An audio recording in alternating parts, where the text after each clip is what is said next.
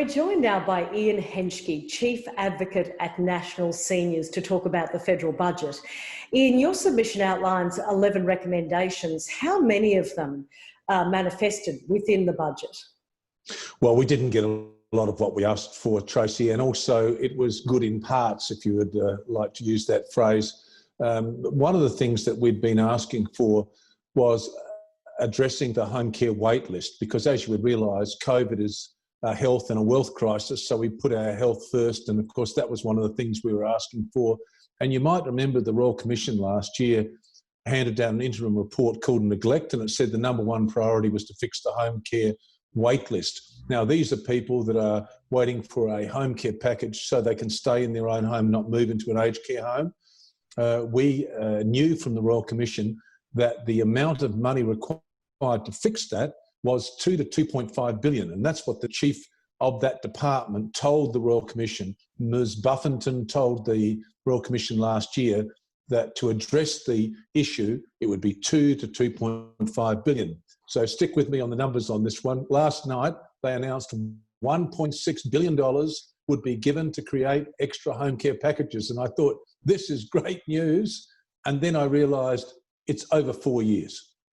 So when you divide 4 years into 1.6 billion, you get 400 million. So a problem that we were told by the department needed 2 billion to fix, we got 400 million. So 80% of the problem is still there.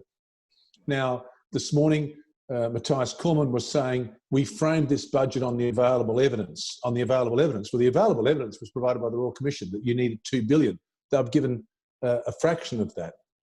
So what we are hoping for is that the Treasurer has said that he will address this issue when they have the final report of the Royal Commission, which is in February. So in fact, he's put it on hold. So he's listened to us, but he's not listened to us.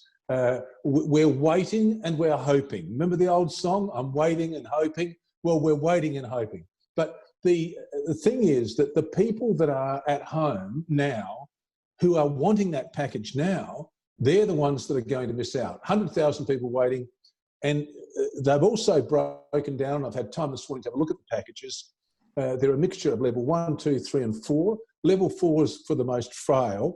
Now there's only 2,000 of those available. So there is going to be somebody out there at the moment waiting for a package who may well die or go into aged care unnecessarily between now and when the government does give its response. It's always that balance between acting now or putting it on hold. They've put it on hold, but I'll remind everyone watching this that Scott Morrison 2 years ago, almost to the day, announced the Royal Commission. And he said, I'm doing it to restore faith in the system. So this is not just an aged care issue, it's become a political issue and an issue of which he has hung his hat on as Prime Minister. So I think of these things not as numbers, but of people's stories. And this is actually about individuals. I had a man text me this morning saying, I hope this is not going to be an example of calling the Royal Commission so it looks as if you're doing something. And that is the political, I suppose, message that's been sent. You've put this on hold. Are you appearing to do something or are you going to be doing something? So my judgment's left open on that. In terms of the other areas, we did ask for a lowering of the deeming rate. Now that was, we were reminded in the budget that the deeming rate had been lowered, but that was back in December. And of course, no one can get the sort of interest rate from a bank account that is being deemed to be got at the moment. The deeming rate for the upper figure, which is above 50,000, is 2.25%.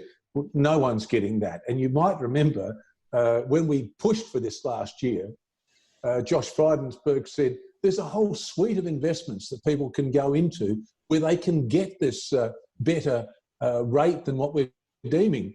Well, guess what? That suite of investments doesn't look so sweet today, does it? Because the bank shares, for example, have almost halved. Some of them have stopped dividends. So the self-funded retirees in particular and the part-funded retirees, I think, would be fairly disappointed about what came down in the budget. And look, the $250 payment is something that goes to help some of the pain there. But once again, we have another issue going, and that that's the retirement income review. Now, National Seniors put an 80-page submission along with hundreds of other organisations into the retirement income review, and we've heard nothing about that. So once again, is the government waiting until the budget's out of the way to look at the retirement income review, and are they waiting to reform the retirement income system when they look at that report? There's a lot of waiting and hoping going on. Ian, just briefly, would you characterise all of this as deliberate neglect by the government of older people, or simply a sensible approach in a stimulus budget when you need to get the money to younger people to create jobs? Well, you could have done both. I mean, this is where the really clever financial engineers, if you like, are able to see the solutions. Now, I'll give you an example. Ken Wyatt addressed the National Press Club when he was Aged Care Minister, and he talked about the massive opportunity for employment, because we need 600,000 extra jobs in aged care between now and 2050. That's 20,000 jobs a year. Now, that's a lot of jobs. And we know that we've got a lot of people looking for work, mature age Australians and also younger Australians. We've also cut back on immigration, and many of those jobs would have gone previously to people that came to Australia as immigrants. What I think we have to do is reframe ageing, and this could have been a great opportunity for the government, because you could have training programs where you get a first aid certificate, where you're cleared with a police check, then you go into a training program. You're selected for that training program on the basis of your aptitude. Then you do a mixture of classroom work and on-the-job training, and you raise the level of the aged care worker to what it should be, a skilled job with good pay, and you put them into aged care and you fix the problem. Now, you could have had 20,000 workers by the end of this year, or even within 6 months, if you'd rolled this out across the country. There's a pilot program that's been proffered in South Australia, and it was involving 100 trainees. And I have told the Minister about this program, and I was sitting there waiting last night thinking, am I going to hear about a number of training programs across Australia? Because these are not training programs with no job at the end of it. I mean, remember the old days, people used to go and do training and they wouldn't get the job because they just trained. There was criticism of our universities that people were being trained and given degrees and not getting jobs. You know, we're training more lawyers than we actually needed. The one area where we need the workers is aged care. So train them, pay them, upskill them, put them out there, and you can stimulate the economy, provide employment, and fix a problem.